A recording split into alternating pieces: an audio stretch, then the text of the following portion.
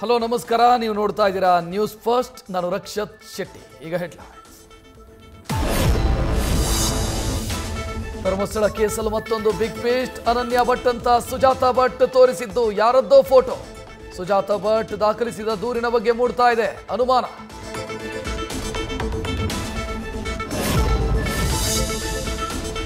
ಸುಜಾತಾ ಭಟ್ ಪ್ರಕರಣದಲ್ಲಿ ರಿಪ್ಪನ್ಪೇಟೆ ಲಿಂಕ್ 1999ರಿಂದ 2007ರವರೆಗೆ ರಿಪ್ಪನ್ಪೇಟೆಯಲ್ಲಿ ವಾಸ.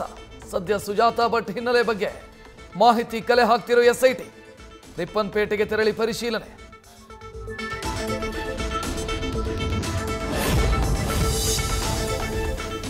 ಬೆಂಗಳೂರಿನ ಬನಶಂಕರಿಯಲ್ಲಿ ವಾಸವಿದ್ದ ಮನೆಗೆ ಈಗ ಬೀಗ.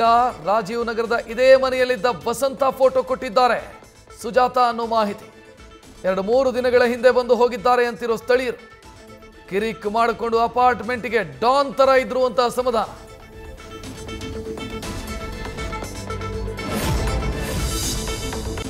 ಧರ್ಮಸ್ಥಳ ಕೇಸ್ ಷಡ್ಯಂತ್ರದಲ್ಲಿ ಕಾಂಗ್ರೆಸ್ ಎಂಪಿಯ ಪಾತ್ರ ಇದೆ. ಸಸಿಕಾಂತ್ ಸೆಂಥಿಲ್ ವಿರುದ್ಧ ಜನಾರ್ದನ್ ರೆಡ್ಡಿ ಆರೋಪ.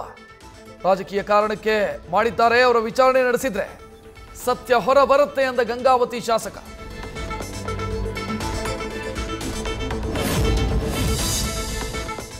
ಮಂಡ್ಯ ತುಮಕೂರು ಘಟನೆಯಲ್ಲಿ 34 ಗಂಟೆಯಲ್ಲೇ ಕ್ರಮ. ಧರ್ಮಸ್ಥಳದ ವಿಚಾರದಲ್ಲೇಕೆ ತೆಗೆದುಕೊಳ್ಳುತ್ತಾ ಇಲ್ಲ? ಷಡ್ಯಂತ್ರ ಮಾಡಿದವರ ಓಲೈಕೆ ಮಾಡ್ತಿದೆಯಾ ಸರ್ಕಾರ? ಬಿಜೆಪಿ ರಾಜ್ಯಾಧ್ಯಕ್ಷ BY ವಿಜಯೇಂದ್ರ ಪ್ರಶ್ನೆ.